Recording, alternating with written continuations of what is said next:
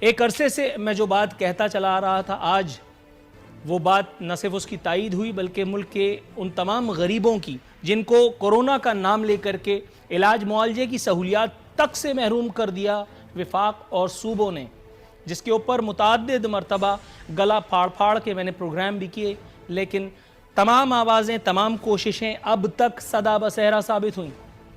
آج ایک واقعہ ان غریبوں کو ریلیف دلانے کا باعث ہو سکتا ہے، ایسا مجھے گمان ہے۔ چیف جسٹس آف پاکستان جناب جسٹس گلزار احمد نے صوبائی اور وفاقی حکومتوں کو آڑے لیا، بلا واسطہ اللہ کا شکر الحمدللہ، 100,000 شکر اس پاک پروردگار عالم کا کہ اس نے اپنے حبیب کے صدقے میں ہماری کوششوں کی تائید فرمائی۔ چیف جسٹس آف پاکستان نے فرمایا کہ کورونا پر وفاق کچھ کر رہا ہے، نہ صوبے۔ البتہ وفاق سے کبھی کبھی تقاریر کی آوازیں سنائی دیتی ہیں، ہاں صوبے جو ہیں وہ لاک ڈاؤن سخت، مزید سخت اور سخت، بہت سخت کرنے کے فرمان سنائی دیتے ہیں۔ جسٹس گلزار احمد صاحب نے فرمایا کہ وزرائے اعلیٰ گھر بیٹھے حکم چلا رہے ہیں۔ ایڈ صرف یہ کرنا تھا کہ گھر نہیں حضور، محلات، یا عرف عام میں اسے بلند مقابر کہیے۔ آبزرویشن میں فرماتے ہیں کہ حکومت محض اجلاسوں میں مصروف ہے، سب کو پیسوں کی پڑی ہوئی ہے۔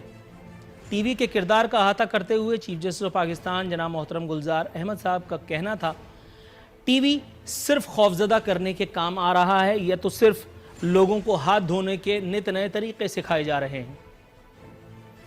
مزید کہا کہ جب اسپتالوں کی ضرورت پڑی تو انہیں بند کر دیا گیا۔ ملک میں صرف کورونا کے مریضوں کا علاج ہوگا، شوگر، امراض قلب کے مریض کہاں جائیں؟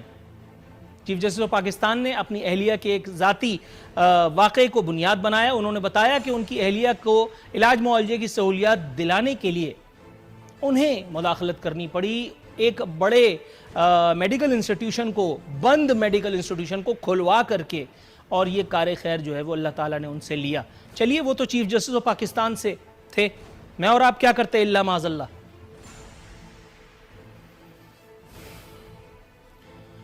اٹارنی جنرل نے سرزنش کے بعد چیف جسٹس آف پاکستان کو حفاظتی انتظامات کو یقین دہانی انشور کرنے کے بعد او پی ڈیز کو، ملک بھر میں او پی ڈیز کو کھلوانے کی مشروط یقین دہانی بھی کرا دی ہے۔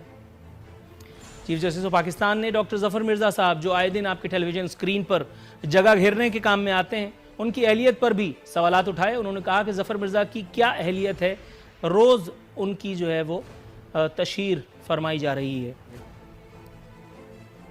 شاہد خاقان عباسی سابق وزیراعظم کہتے ہیں کہ چینی ڈکیتی حکومتی فیصلوں کے سبب ہوئی۔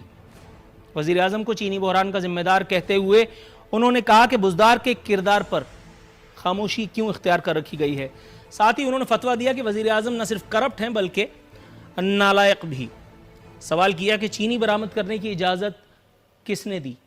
مریم اورنگزیب صاحبہ نے عہدوں میں رد و بدل کو تماشا کہتے ہوئے فرمایا کہ عوام کو مزید بے وقوف نہیں بنایا جا سکتا، اور اگر کوئی اس ملک میں عوام کو بے وقوف بنا سکتا ہے تو وہ خود نون لیگ والے ہیں۔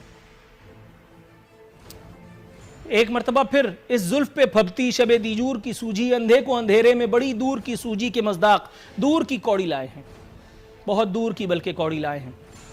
فرماتے ہیں کہ راشن کی تقسیم سے کورونا پھیلانا جرم سمجھا جائے گا۔